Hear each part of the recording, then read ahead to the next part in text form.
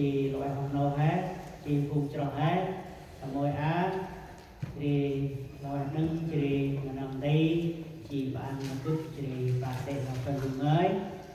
chỉ loại nâng chỉ phun cho ông nô vừa cái ông nô phun cho chỉ bước sớm chỉ cực chơi cực chỉ tận nắp ra lú chỉ tận nắp và cái này chỉ loại là ngôi chỉ tầm ấp ông nô hết tầm môi á chỉ bà bạn ông đốt ôn dan pan han rabon ayubri dia ching hai ba nó lại thêm ching là ôn thì ông xin ông đâu phục lâu thì loại plan tu đấng chỉ plan tu ăn hồng xoan và khăn pan thì cây mà hay là cây học hỏi han rabon thì cây mà cây nào hay là ăn đừng thì tu tên năm a của chim bạc của này ra hai chim ấp đừng cây nào han nó là nào bên tu này tu đi loại một lần tu tạm nhìn ra hai bác không vừa là lần tu chú sao phải không chú sao thì có hôm nay là có hai gia đình với gia đình chú Mã rất là vui có hai gia đình và cảm ơn Chúa chúng ta đến với hội thánh có vui không ạ? Cảm ơn Chúa. Pakai jadi hai jadi nak pernah ngai. Wing jadi tanggung cho Tết ngô pa rong pa cho chim ngoài. Cho nên mình cái tây ra. Giờ là hai cái rung chất hai rung chất âm là cái rung chất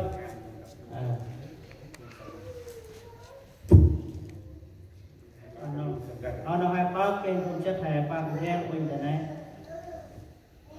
giờ lát sớm đi hai tầm tiền lại chi nhiều lúc một lào tôm được gác chu chỉnh trích mà ấp đê nào coi chi đi mà nào lại sạc ích cụ đi tầm nào yên hết chi đi tầm nào coi cụ tầm mà mót chi đi hè tầm mà mót răng hè bia lá tờ lá nào quá răng đu nam tầm mà lá hè chi đi nào bằng rong mà nuôi tầm bờ chi tăng tầm mà lá chi hè mùi ti vô can phước nào xong hè bư chi không dạ lát tinh năm nào bằng dụ mà hè mà nào bự lắm phước nào kia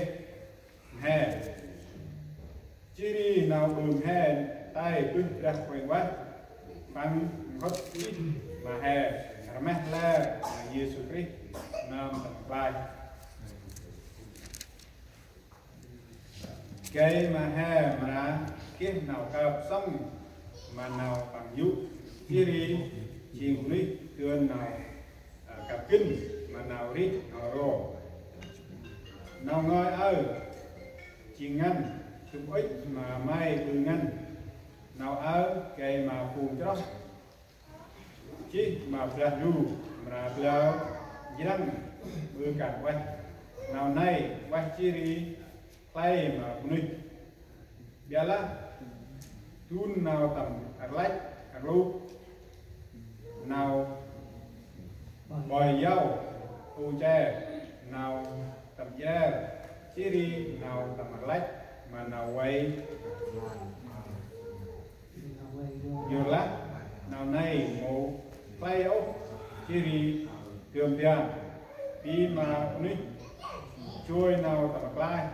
chỉ chui nào tầm khác chỉ đi đứt bằng ngoài một lạc bia lời cái nào đặt bằng ốc vừa lát này cái chi nuôi tầm bian con này chỉ khác tu chi chỉ đi từ tây chùa bự con này bằng phạt tui bằng nó làm gì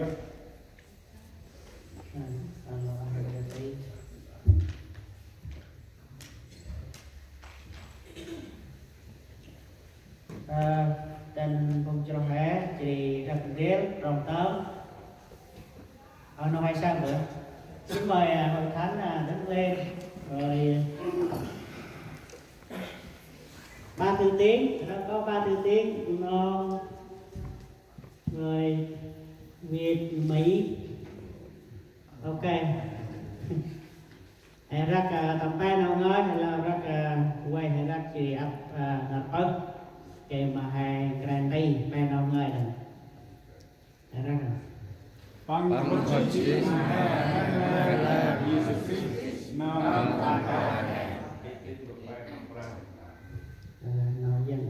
là đức mà Ngài đã tuôn đổ rơi vào trên chúng ta bởi đức Chúa Giêsu Christ giúp chúng ta. Whom you pour out on abundantly through Jesus Christ, our Savior. Amen. Dan cho hai cứu.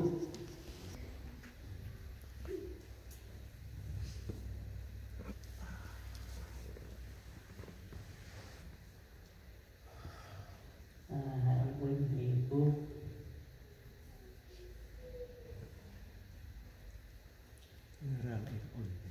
Một lần đọc thế vậy. Dưới đây hai anh Quynh đi phúc thì tầm nào tí thì tầm hồi nhưng là nào tầm là phai bước nào giúp quay ra đây chính là ai phu khai ở Quynh tầm hồi để tài hôm nay là sự cứu rỗi bởi ân điển của Chúa đây chính là ai nào hè ở Quynh thì vô đi hay sao tầm hay là nào tầm phai cả đây là ta tu là tu dưới đi hay sao thì nô có la cha hà nô ấy không cần giờ là năng tô chim nó bự chim phi nào tình thích giờ là rằng du hỏi kinh nào giúp mà cha hà chim nô ấy rằng nó nát xa cả dưới đi khăn pan họ ai chim là họ ai rằng du giúp tu kẹt này hay là liệp lạp chỉ đèn khúc vợ đẹp kẹt này ý hay sao phải rằng du chỉ khi nào giúp mà năng tu chỉ bằng giúp mà còn có đi hè dưới đây là tầm gần lần hài cứu tâm nào giúp của anh ra dưới đây là ở cuối chỉ tầm thương ngoài là nào ngoài chỉ ngân cực ích mà may bừ ngân nào cái mà phun cho chỉ lý chít mà rằng du mà lao chẳng bước cả quay nào này quay chít thay mà đi như đây hay sao cha chi nào người tập cứ hư nam ti ipol chỉ đi bằng cho mà nam ti tết này như đây hay sao ipol chỉ có bự bằng kèm bằng cá ta hít ra tết năm đây tết trên thế mà cùng cho cái mà cùng cho này chỉ đi một bữa cái mà cụ quay cụ nấp tầm còi ra dưới đây sao tầm bên đừng ta làm một cái tầm hè tầm làm một cái nằm ý chúc cho tầm hè trình hè còn cụ đi hẹn cơ nhà thế bảo ono cơ nhà giờ cái ono tầm chúc cho chỉ cái hè nào ấy tu nào tầm còi ra tầm bên đừng dia chỉ rô và lẽ chỉ một bữa chỉ ipol bằng hành áp như ra áp năm đây bằng hành chúc cho cùng cho cái mà cùng cho chỉ tu nào chỉ dừng ra còi ra dưới đây hay sao cha trình thay là nào trình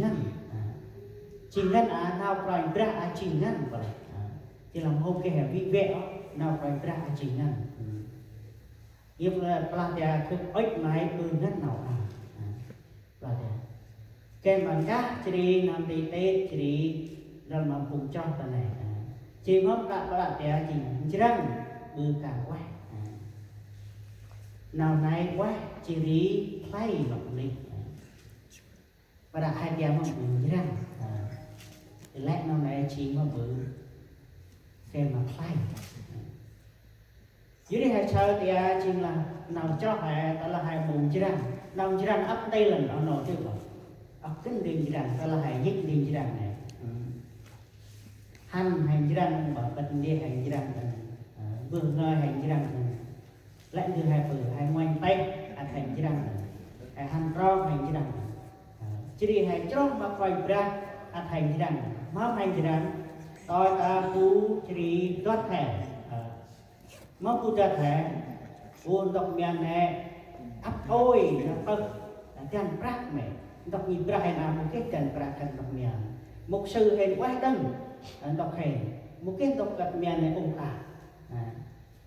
ý phụ hình đường này chỉ phụ đốt thẻ đọc nhịp ra hình quá hình này một sự hình quá hình này đây là quá đăng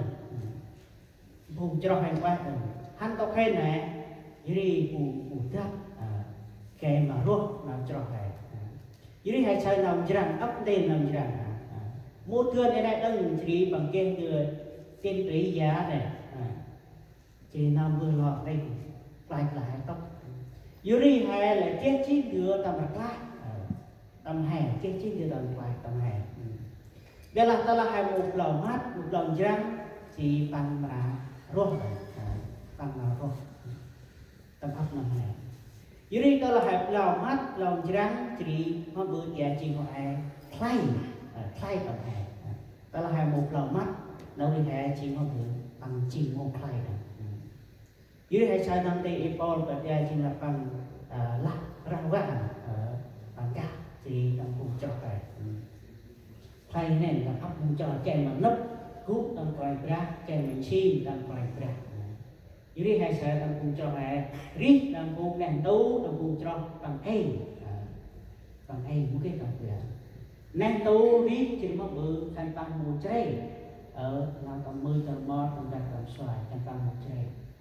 giờ là mất bự tầm quay ra kia là đưa này chỉ một kim đưa quay ra tiếp vào đưa tầm 10 tầm 1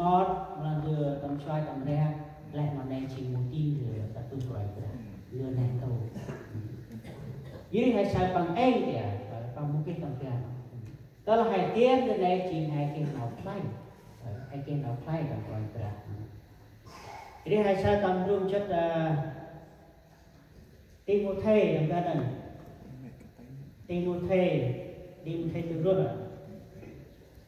Platia đây là lời chắc chắn và hoàn toàn đang tiếp nhận Đấng Christ Giêsu đã đến thế gian để cứu vớt tội nhân. Trong những tội nhân đó ta là người đứng đầu. Jadi saja Paul làm không được. Nào ai chính á. Jadi Brah Giêsu Chúa và đang đầu á không bự bằng qua của mình đây.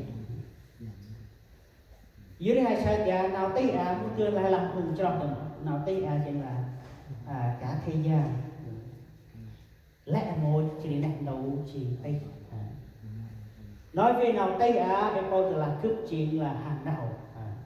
anh sẽ Paul là Paul bây là nào tây và ba chính là hay là tây hay là anh Đức bây là Paul là một bự chính là bằng tầm là tưng